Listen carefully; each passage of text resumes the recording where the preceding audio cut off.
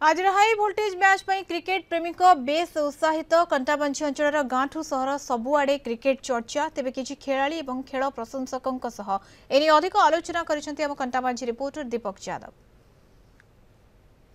Champions trophy final मुकाबला आउ किछि समय पर भारत और न्यूजीलैंड मध्य फाइनाल मुकाबला हम या नहीं आज खेल प्रेमी मध्य बहुत उत्साह रही सुपर संडे सुपर मुकाबला को नहीं आम सहित किसी खेल प्रेमी अच्छा सीधा सड़क प्रतिक्रिया ना आज मैच को लेकिन केते से आशा आशंकार अच्छा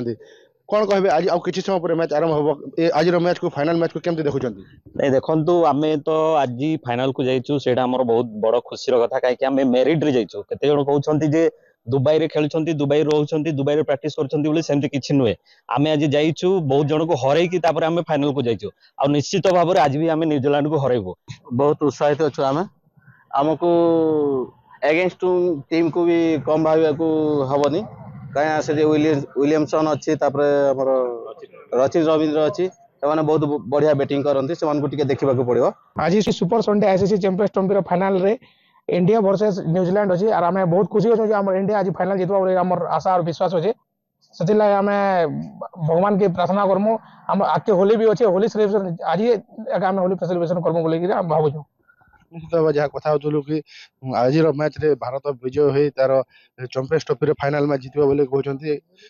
माने खेलाड़ी माने अच्छी खेल प्रेमी अच्छी आउ जड़े अच्छा खेल प्रशासक प्रतिक्रिया ना आज मैच को केमती देखुं India New Zealand match tough competition हेबो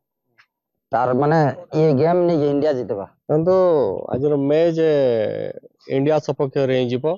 जेहेतु इंडिया प्रथम रु ही कंगारू पार्टी को हरई सारा गोटे डाउट थिला ऑस्ट्रेलिया को ही आउ जहाँ आम भावुछु आशा करुछु इंडिया टीम न्यूजीलैंड को बहुत इजीली परास्त करि पारिबो आम होली सेलिब्रेशन इंडिया रे मानिबो। निश्चित भाव जहाँ आम कथा होलु कि आउ किछि समय पर मैच आरंभ हो भारत विजय हो चैंपियंस ट्रॉफी रे निजर ना रखिबो बोले कि खेल प्रेमी और खेल प्रशंसक मध्य